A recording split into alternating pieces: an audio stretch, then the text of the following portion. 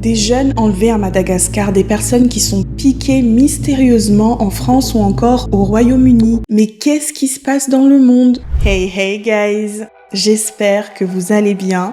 Moi ça va, pour ceux qui ne me connaissent pas encore, je m'appelle Charline et je vous souhaite officiellement la bienvenue sur ma chaîne YouTube. Je suis très contente de vous retrouver dans cette nouvelle vidéo. Oui, je sais, j'apparais, je disparais, je suis là, un coup je suis pas là. Mais au risque de me répéter, vous savez très bien que c'est un peu le foutoir dans ma vie en ce moment. Désolée encore une fois pour les réverbérations, les échos, mais j'ai toujours pas un environnement de travail. Et pour vous dire la vérité et pour être transparente avec vous, parce que je vous le dois quand même, c'est ce qui me démotive un peu. Il y a des moments où j'ai même pas envie d'entrer dans mon studio qui est hyper vide, j'ai même pas envie d'allumer ma caméra parce que j'ai pas un environnement pour pouvoir bien travailler. J'ai pas les ameublements pour, etc.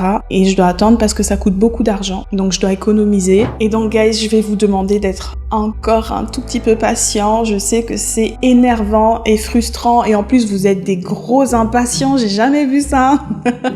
Vous êtes pire que moi. Mais bon, comme on dit, on a les abonnés qu'on mérite. Donc je vous comprends un peu, moi aussi je suis une grosse impatiente, mais s'il vous plaît, soyez encore un peu patient. Un coup je vais être là, un coup je vais pas être là. M'en voulez pas, je fais de mon maximum pour vous apporter quand même de la bonne humeur et de la joie malgré les sujets assez glauques que je vous apporte, quoi.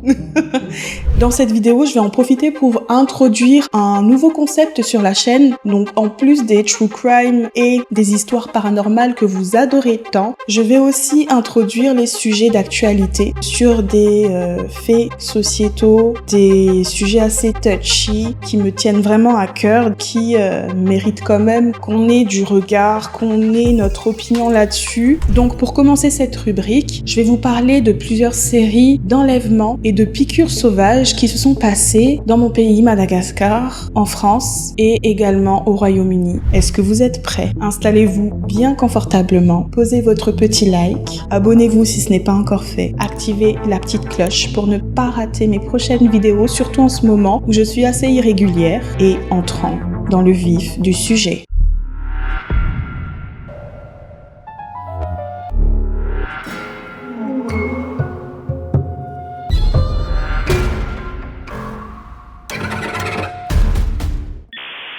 Écoutez-moi, écoutez tous. Commençons tout d'abord par les faits, c'est-à-dire que je vais vous résumer rapidement ce qui s'est passé tant à Madagascar que dans les autres pays. Ensuite, nous allons détailler tout ça. Il faut savoir que depuis mi-mai, c'est vraiment récent. J'ai commencé à remarquer en me baladant sur Facebook, qui est le réseau social numéro 1 sur le continent africain, si on peut dire ça comme ça. J'ai commencé à remarquer que des jeunes commençaient clairement à disparaître. Non pas qu'avant, il n'y avait jamais eu des cas de disparition, hein, mais là en fait c'était des séries d'enlèvements qui s'enchaînaient dans différentes villes du pays. Donc tout d'abord, la famille va signaler la disparition d'un ou d'une de leurs membres et quelques heures après, voire aller grand max, une semaine après tout au plus, la personne sera retrouvée abandonnée sur le trottoir, enfin dans la rue, à demi ou complètement inconsciente. Et en plus de ces séries d'événements, je suis également tombée sur des témoignages de personnes qui ont failli être enlevées, mais qui l'ont échappé belle. Mais avant d'approfondir, voyons ce qui se passe rapidement en Occident, donc en France et au Royaume-Uni. Donc depuis près de 4 mois en France, soit depuis le mois de mars, environ 350 personnes ont déposé plainte pour des piqûres infligées à leur insu alors qu'elles étaient sorties dans des établissements de nuit, que ce soit des bars, des boîtes de nuit ou encore des salles de concert. Mais en fait, ce n'est pas un phénomène nouveau. Déjà à l'automne 2021, au Royaume-Uni, plus d'1 millier de personnes ont également déposé plainte pour piqûres sauvages, encore une fois dans des établissements de nuit. Ce phénomène très inquiétant demeure très flou, c'est un mystère en fait pour les autorités, que ce soit les autorités sanitaires, sécuritaires ou encore politiques, car en général le ou les produits injectés demeurent inidentifiables. Bon, on a détecté à des moments des traces de déo, je sais pas comment je vais dire ça à chaque fois parce que je vais répéter ce mot-là, donc il faut que je trouve une parade en fait pour le dire puisque monétisation tu connais. Je vais les appeler les vinaigres, tiens, voilà. Je suis désolée, mais c'est ce qui me vient à l'esprit là. Donc, quand je vais dire vinaigre, pensez au mot interdit, donc la drogue. On va élargir et développer tout ça après, mais c'est juste pour vous faire un bref résumé de ce qui se passe. Donc, vous allez sûrement vous demander, mais pourquoi est-ce que je vous parle de ces deux phénomènes-là en même temps? C'est juste parce que j'aimerais attirer votre attention déjà là-dessus, en guise de prévention, etc., et pour vous mettre au courant de ce qui se passe, mais également pour tenter de voir s'il n'y aurait pas de lien entre ces deux événements, en fait, tout simplement. Donc, comme je vous l'ai énoncé précédemment dans le résumé, des séries de disparitions vraiment inquiétantes déferlent dans la grande île depuis mi-mai et ça implique plus particulièrement des jeunes filles. Presque tous les jours, les internautes malagasy voient défiler sur les réseaux sociaux, surtout Facebook, des avis de disparition postés par les familles des victimes. Rien que dans la capitale, on a enregistré pas moins de 8 cas d'enlèvement rien que cette semaine. Et les circonstances de ces disparitions sont assez similaires. Donc la toute première publication sur laquelle j'étais tombée est celle d'un web média local datant du 25 mai 2022, concernant une jeune femme de 20 ans qui était portée disparue depuis 24 heures. Après l'annonce de la disparition de cette jeune femme, les internautes se sont mis à relayer l'info, à partager au maximum. Et au bout de 2 jours, soit le 27 mai, elle a été découverte à 19h30 à plus de 6 km du dernier endroit où on l'avait aperçue 2 jours avant, c'est-à-dire le jour de sa disparition. D'après les témoignages des passants, ils ont vu une SUV noire s'arrêter et jeter sa hors de la voiture. Donc après ça, un passant l'a emmenée en urgence à l'hôpital pour qu'elle soit rapidement prise en charge car lorsqu'ils l'ont découvert, elle était complètement inconsciente. Et ils ont également remarqué qu'il y avait des traces de ligotage sur ses 2 poignets. Et c'est tout ce qu'il y a comme première info sur cette première disparition car l'enquête est toujours en cours bien sûr et parce que la famille en fait reste assez discrète sur ce qui s'est passé.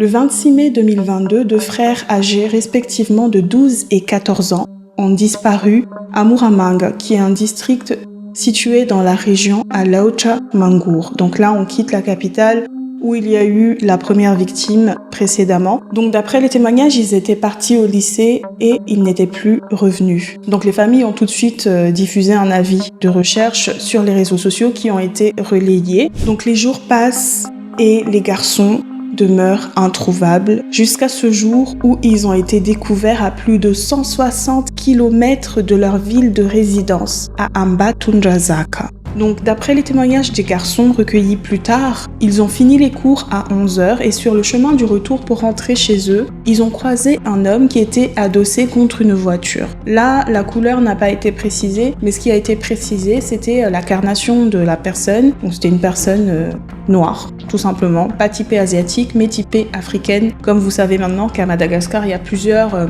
mélanges d'origines différentes. Donc, cet homme a demandé aux garçons de s'approcher car il avait apparemment quelque chose à leur demander. Il a demandé aux garçons s'ils étaient élèves du collège d'enseignement général ou le CEG, qui est un collège d'enseignement public à Madagascar. Donc les garçons, ils ont répondu que oui. Et tout d'un coup, le cadet, il a commencé à sentir une étrange odeur et a perdu connaissance. Son grand frère, en voyant ça, en fait, il s'est précipité pour essayer de rattraper son petit frère, mais au même moment, il s'est également évanoui. Et voici ce que les adolescents ont confié par la suite, que je vais vous lire. Lorsque nous nous sommes réveillés, nous étions déjà dans une pièce sans fenêtre. Il y avait aussi 2 autres victimes dans la salle. Un médecin était venu nous examiner et nous a prélevé du sang. Il l'a mis dans un contenant blanc et l'a emmené avec lui. Il nous a ensuite donné du riz à manger. On a eu très froid et on s'est directement endormi. Il était à peu près 3 heures du matin lorsqu'on s'est réveillé. On n'était plus dans la pièce, mais au bord de la route.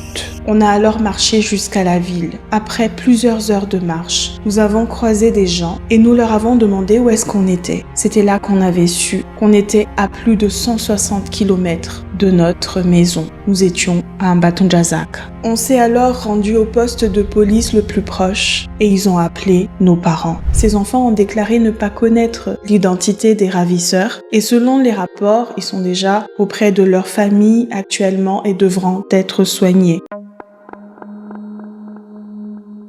Donc le mercredi 1er juin, donc vous voyez que ça se suit vraiment. Le mercredi 1er juin, une autre jeune femme âgée de 21 ans a été portée disparue aux alentours de Beourirka et Ankatfout, qui sont 2 quartiers de la capitale de Madagascar. Elle était sortie pour faire quelques courses et n'était plus revenue d'après les témoignages de ses proches. Et quelques heures après sa disparition, elle a été découverte à plus de 7 km de l'endroit où on l'avait vue pour la dernière fois. Elle a été balancée sauvagement hors d'une voiture dans le quartier d'Itos. Encore une fois, ici, on ne sait pas quelle est la couleur du véhicule, mais depuis, elle a été prise en charge à l'hôpital d'Itos. Et voici sa déclaration que je vais vous lire. Je suis bien rentrée à la maison, saine et sauve, avec certainement des séquelles physiques et psychologiques. Mais d'abord, je tiens à remercier le Seigneur, car sans lui, je ne serais probablement pas là aujourd'hui. Merci pour vos encouragements, les quelques mépris, mais aussi les commentaires négatifs. C'est ça la liberté et je respecte ça. Mais ce qui m'est arrivé, je ne le souhaite à personne et il faut le vivre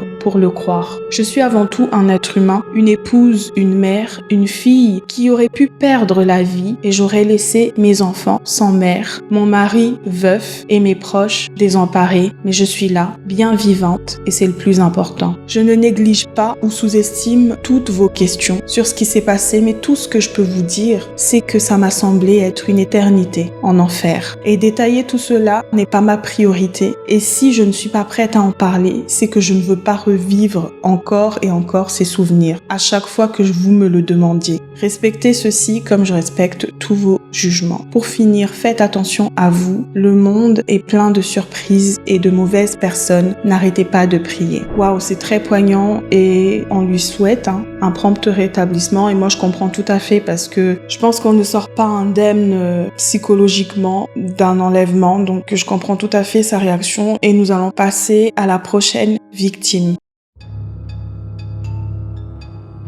Le jeudi 2 juin à 6h du matin, une autre jeune femme de 21 ans toujours avait disparu de son quartier à 67 hectares. Sa famille a directement lancé un appel via les réseaux sociaux pour les aider à la retrouver. Le matin du vendredi 3 juin, elle a été retrouvée à moitié inconsciente également. Jusqu'au moment où j'ai rédigé ce script, en tout cas, elle était inconsciente et elle avait même du mal à reconnaître les gens de sa famille et elle ne pouvait pas parler. La vidéo suivante vous donnera une idée de son état.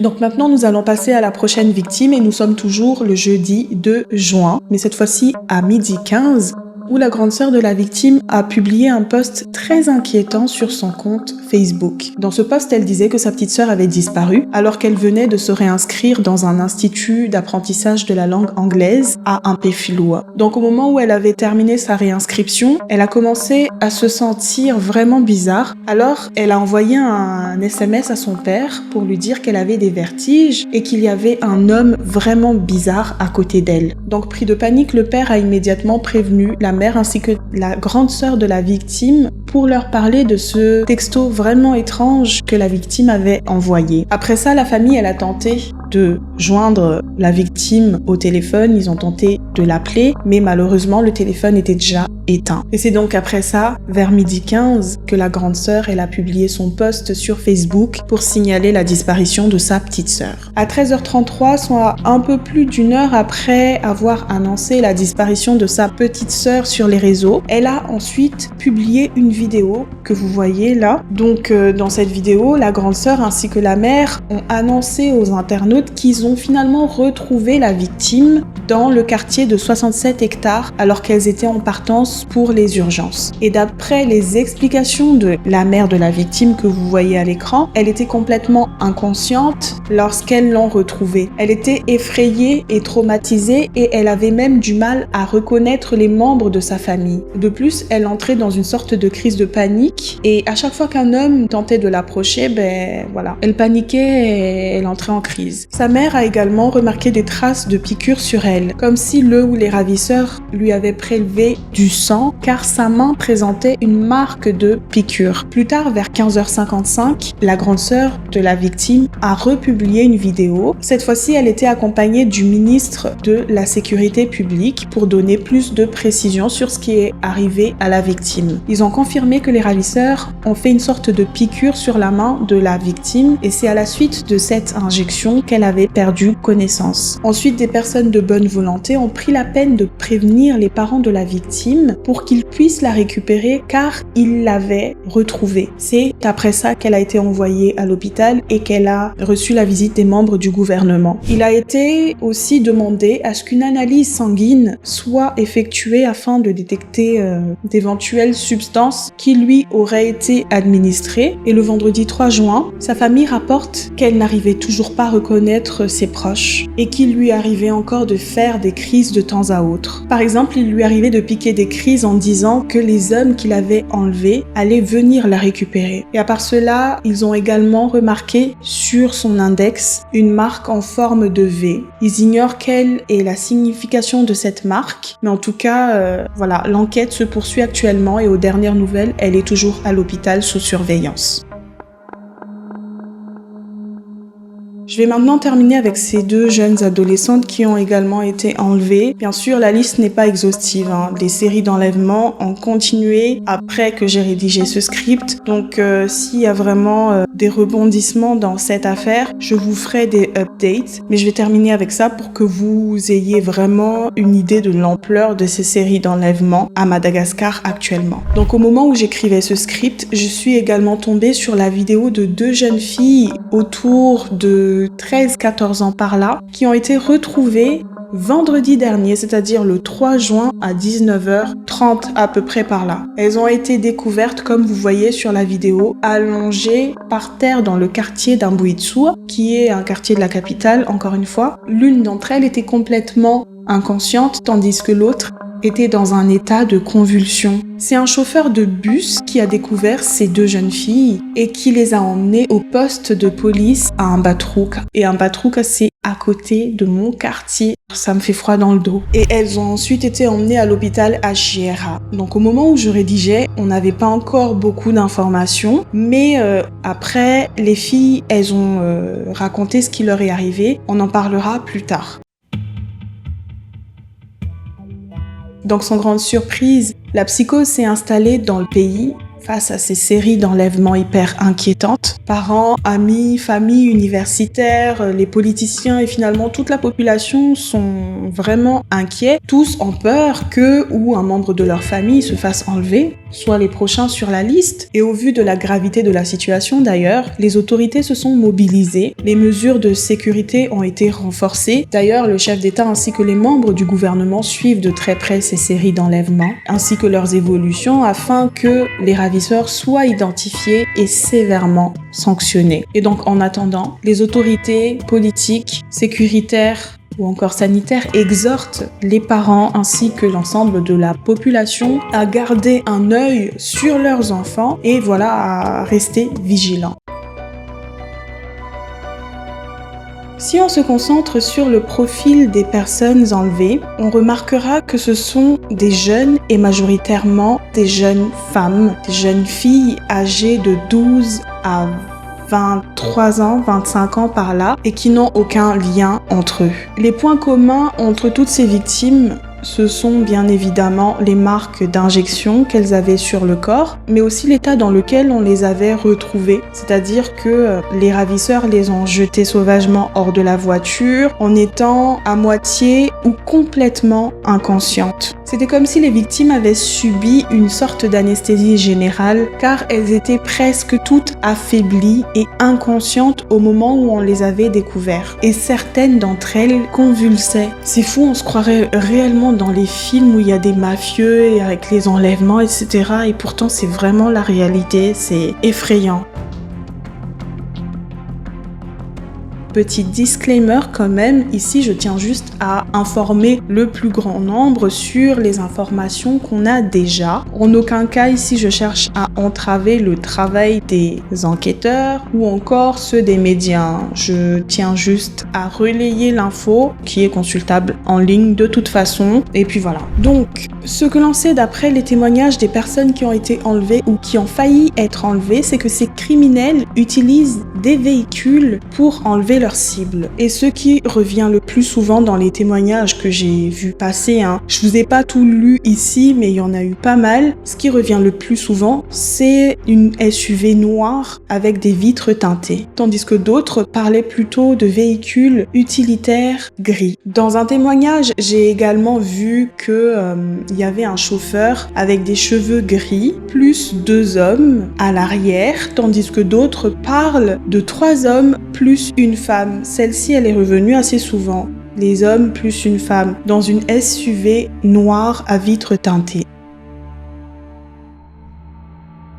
Toujours d'après les témoignages que j'ai pu voir sur les réseaux, l'un de leurs modes opératoires serait de se garer à un endroit en guettant les jeunes qui pourraient éventuellement passer par là. Et quand ils en voient un ou plusieurs d'entre eux, ils les appellent tout simplement à entrer dans la voiture car ils avaient quelque chose à leur demander. Ils peuvent également guetter les arrêts de bus aux heures de sortie des élèves ainsi que des étudiants universitaires car il y a eu aussi des universitaires qui se sont fait enlever et ils vont proposer aux personnes qui attendent, aux victimes potentielles qui attendent le bus parce que là-bas je peux vous dire que quand on attend les bus, ce sont des longues files d'attente. Donc ils peuvent proposer à ces jeunes-là de les raccompagner chez eux afin d'éviter les embouteillages. Toujours au niveau des arrêts de bus, ce qu'ils peuvent faire c'est que le chauffeur il reste garé prêt à démarrer la voiture pendant que les 2 hommes ou les 3 hommes, enfin peu importe combien ils sont, ils sortent, ils se mettent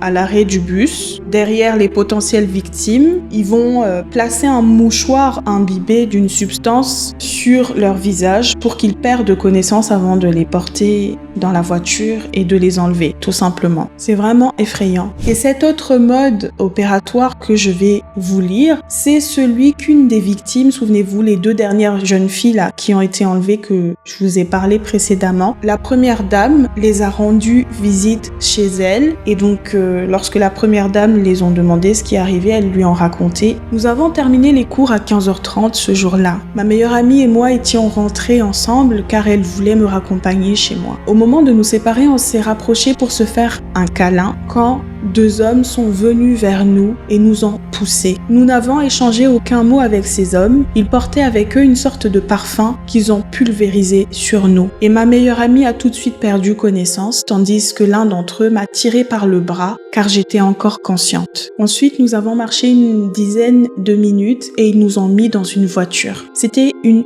SUV noire à vitres teintées sans siège passager. Un médecin se trouvait à bord. Il portait une blouse médicale blanche, des gants chirurgicaux, un masque médical et une charlotte. J'ai aussi remarqué qu'il y avait un coffre avec 6 compartiments dans lesquels étaient stockés des contenants transparents. Il y avait des échantillons de sang dans chaque contenant. Pendant que j'étais encore consciente, ils utilisent la langue des signes pour s'échanger entre eux. Au bout de quelques minutes, le médecin faisait signe à l'autre homme de prendre quelque chose derrière lui. Il a alors pris une substance liquide dans une bouteille et ils m'ont obligé à le boire. Mais je ne sais pas s'ils ont fait la même chose avec ma meilleure amie, car c'était à ce moment-là que j'avais perdu connaissance et c'était la dernière chose dont je m'étais souvenue. Donc dans leur mode opératoire toujours, donc quand ils finissent d'enlever les victimes, quelques heures, voire quelques jours après l'enlèvement, ils les jettent sans ménagement sur les trottoirs dans la rue à la vue de tous avant de démarrer sur les chapeaux de roue et de repartir. Mais moi ce que je trouve quand même assez bizarre, c'est que personne n'ait eu le temps de relever les plaques d'immatriculation de ces véhicules. Encore 1 ou 2 enlèvements, j'aurais compris, mais quand ça dure une semaine ou je sais pas, peut-être qu'ils n'ont pas eu le temps de relever parce qu'il y avait la victime à côté, je sais pas. Mais donc, on continue. Concrètement, jusqu'au moment où je vous parle actuellement, les spécialistes ignorent quelle est le mobile de ces criminels? On ne sait pas, c'est vraiment étrange. Ils ne demandent pas de rançon déjà, aucun organe n'a été prélevé sur les victimes, et encore plus étrange, ils relâchent les victimes quelques heures après ou au bout de quelques jours après les avoir enlevées. Donc la majorité d'entre ces victimes portent des traces évidentes d'injection. Et d'ailleurs, petit update, au moment où je rédigeais le script, il y a eu les résultats qui étaient tombés. Ils ont pu détecter en fait dans les échantillons de sang des traces de vinaigre. Souvenez-vous, j'ai dit vinaigre pour ne pas dire drogue. Comment je vais dire ça? Bon, je vais le dire, mais je vais muter. Il y avait des traces de drogue du violeur dans les échantillons prélevés sur la majorité des victimes. Donc selon le ministère de la Santé publique, on a détecté dans les échantillons de sang prélevés sur les victimes des traces d'amphétamine, de méthamphétamine, de C et d'opiacés dérivés de l'opium. Monétisation, donc je vais muter, mais bon, voilà. Mais heureusement, malgré ces substances qu'on a détectées dans les échantillons, les victimes n'ont pas été abusées sexuellement, elles n'ont pas été violées, même si ça reste tout de même très étrange en fait. Elles ont été enlevées, des traces d'injection, pas de demande de rançon, relâchées, pas d'agression, mais pourquoi elles ont été enlevées? C'est la question à 1 million d'euros quoi. Donc depuis le mois de mars, plusieurs personnes ont été victimes de piqûres sauvages dans des établissements de nuit en France, donc bars, discothèques, salles de concert, etc. Mais il n'y a pas qu'en France, comme je vous l'ai dit, où ça s'est produit. Ça s'est aussi produit au Royaume-Uni depuis l'automne 2021, où on a enregistré plus de 1300 plaintes de victimes de piqûres à leur insu. Les autorités sont très inquiètes par rapport à ce phénomène et ce qui m'a choquée lorsque j'ai fait mes recherches, c'est que ce n'est pas la toute première fois où ce genre de choses s'est passé. L'historien Dion Cassius, dans son ouvrage intitulé « L'histoire romaine », raconte que sous le règne de Domitien, et je cite, des personnes se mirent à enduire des aiguilles avec du poison et à s'en servir pour piquer qui ils voulaient et qu'il y eut également des morts. Dans son ouvrage, il rajoute également que ce phénomène ne se passait pas uniquement à Rome, mais c'était un phénomène mondial. L'autre époque où ce phénomène refait surface, c'est au 19e siècle, en été 1819 en France. Pas moins de 400 victimes, et majoritairement des femmes, ont été piquées à leur insu. Les agresseurs utilisaient divers instruments comme des aiguilles à broder, des stylets, des cannes à dard ou encore des alènes. Si au départ, les piqueurs visaient principalement, tenez-vous prêts, ils visaient principalement les derrières des victimes, donc là je pense qu'il y a des velléités plutôt sexuelles. Peut-être que ces psychopathes éprouvaient du plaisir à piquer ces gens. Les piqueurs ont par la suite étendu leur zone d'attaque, si on peut dire ça comme ça, à d'autres parties plus accessibles du corps, telles que les bras, les jambes, les pieds, etc. Ce crime bizarre, enfin selon moi, parce qu'à l'époque ils qualifiaient ce crime de délit, mais pour moi c'est un crime, était interprété de différentes manières à l'époque. Si certains voyaient dans ce genre d'agissement une sorte de conspiration politique, d'autres l'associaient à des pratiques occultes. Donc, concernant les récents événements, comme je vous l'ai dit, les autorités sanitaires, politiques, sécuritaires, etc. sont vraiment inquiets face à ces phénomènes, tant en France, au Royaume-Uni qu'à Madagascar. Et tout comme dans le cas de Madagascar, on ignore réellement quel est le mobile de ces criminels. On ne le sait pas, car il faut savoir que le produit injecté à ces victimes n'a toujours pas été identifié, même dans le cas occidental, si on peut dire ça comme ça. Et ce qui complique le plus le travail des spécialistes, en fait, c'est que certaines substances, comme le GHB ou drogue du violeur, selon Drogue Info Service, il est détectable dans les urines jusqu'à 12 heures et dans le sang jusqu'à la moitié seulement. Donc 6 heures à peu près par là. À peine quelques heures et après il disparaît. Donc ça rend vraiment difficile la tâche des spécialistes ou encore des enquêteurs, car certaines victimes se rendent compte que 17 heures, voire 24 heures après qu'elles ont été piquées, c'est uniquement là qu'elles se rendent au commissariat pour porter plainte, vous voyez. Et donc le produit, il a complètement disparu du sang des victimes et c'est pour ça qu'on peut lire dans certains articles, par exemple, que aucune drogue n'a été détectée dans le sang des victimes. Mais plus étrange encore, tout comme dans le cas de Madagascar, aucune des victimes n'ont fait état de vol ou encore de viol ou d'agression, d'abus dans leurs témoignages. Donc elles ont été piquées et ça s'arrête là. Maintenant, par rapport aux symptômes qui ont été enregistrés aux quatre coins de la France, il peut s'agir d'absence totale de symptômes à des vertiges, des douleurs, des malaises, de l'endormissement, vomissement, perte de connaissance, voire même perte temporaire de la mémoire. Bien sûr, ici encore une fois, la psychose a gagné la population parce que on ne comprend pas pourquoi est-ce que ces gens-là font ça. D'ailleurs, pour vous dire à quel point la psychose a gagné la population, certaines discothèques ont enregistré un taux de fréquentation nettement plus bas que d'habitude depuis que tout ceci s'est passé. Donc pour l'instant, l'enquête se poursuit. J'ignore si il y a un lien entre ce qui se passe à Madagascar et ce qui se passe en Occident. Au niveau des symptômes, il y a quelques similitudes, mais bref, à vous de vous faire votre avis, votre opinion dans les commentaires, et moi je vais vous donner mes théories par rapport à tout ceci avant de conclure la vidéo. Comme chez certaines victimes, on n'a pas vraiment détecté des traces de drogue dans leur sang, mais voilà, elles ont été prélevées. On pourrait dire qu'il pourrait s'agir d'un crime rituel. Il est assez courant d'entendre, surtout en Afrique à l'approche des fêtes ou des élections, des personnes se font enlever, se font attaquer, se font même assassiner, elles se font enlever une ou des parties spécifiques de leur corps, c'est-à-dire les yeux ou alors les oreilles, ou ils s'attaquent spécifiquement à des personnes telles que les enfants albinos pour réaliser leur rituel afin de faire gagner un candidat par exemple, ou pour acquérir plus de pouvoir et plus d'argent. Donc là, il ne s'agit pas d'enfants albinos, déjà ça on enlève, mais le fait qu'elles se fassent juste piquer, prélever du sang, il faut savoir que pour réaliser un crime rituel, des fois il n'a pas besoin de tuer la victime, il faut juste du sang. Donc pourquoi pas, je sais pas. Mais en tout cas, j'ai souvent entendu ça chez moi, surtout à l'approche de novembre, décembre et du mois de juin, comme ça à l'approche des fêtes. Bien sûr, ça reste des rumeurs, il n'y a pas vraiment de preuves avérées de ces choses-là. Ça fait très théorie du complot, mais en même temps sur la chaîne. Voilà, vous connaissez. Je sais pas si cette théorie vous parle, si vous validez un peu cette théorie, mais ça c'était la première théorie que j'ai.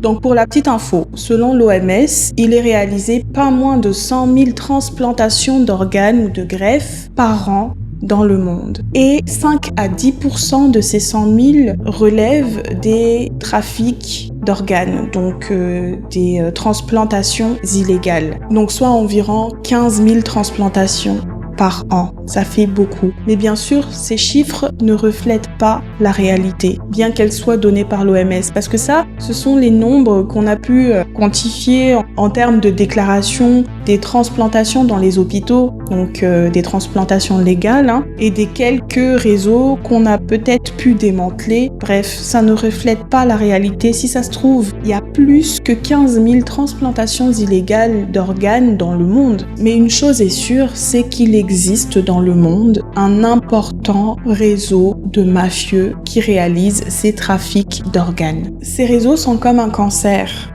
qui gangrène notre société et qui sont même implantés dans les plus hautes sphères de notre société. Car face à l'offre qui est plus faible que la demande, qui place plusieurs personnes en liste d'attente, certaines personnes vraiment désespérées sont prêtes à contacter ces réseaux mafieux pour bénéficier d'une transplantation. Voilà. Et ces réseaux mafieux, en fait, ils sont tellement obsédés par l'appât du gain, par l'argent, qu'ils sont prêts à leur fournir coûte que coûte ce qu'ils demandent. Pourquoi je pense à cette théorie en particulier? C'est parce que pour pouvoir réaliser une transplantation d'organes, il faut d'abord vérifier la compatibilité du donneur et du receveur. Donc il faut commencer par analyser le sang du donneur ou de la donneuse pour être sûr de sa compatibilité, mais il faut également s'assurer que les organes soient sains. C'est peut-être pour ça d'ailleurs que les personnes qui pratiquent le trafic d'organes s'intéressent plus à des jeunes filles qu'à des jeunes hommes, parce que les jeunes filles n'ont pas tendance à fumer par exemple ou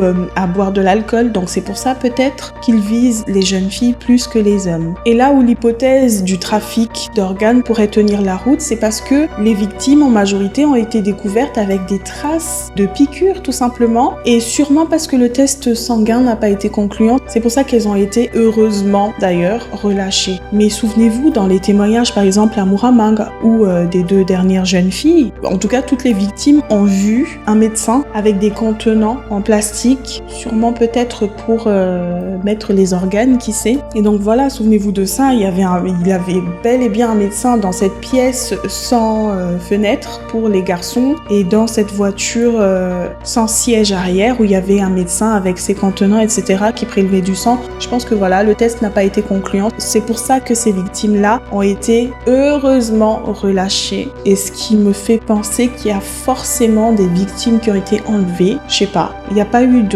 d'alerte, mais si ça se trouve, il y a des personnes qui ont été enlevées et qui sont pas revenues. C'est inquiétant et c'est flippant à mort. Et pourquoi je dis ça, c'est que maintenant, il est très facile de réaliser des tests pour connaître le groupe sanguin d'une personne, par exemple, parce qu'il y a des kits jetables très petits comme ça qu'on peut utiliser pour détecter à quel groupe sanguin est-ce que la personne appartient. Et pas qu'en Afrique, même en France, combien de fois est-ce qu'on entend parler de jeunes filles qui vont en boîte de nuit, qui se font injecter de la DROGUE et qui se réveillent dans une baignoire remplie de glaçons avec une trace d'incision au niveau des reins, et voilà, on se rend compte que voilà, on lui a enlevé un rein tout simplement. Donc je pense que c'est peut-être ça, c'est une théorie qui pourrait tenir la route. Je sais pas, dites ce que vous en pensez. En tout cas, dans le cas de Madagascar, je pense que la théorie, elle tient la route. Mais on passe à la prochaine théorie.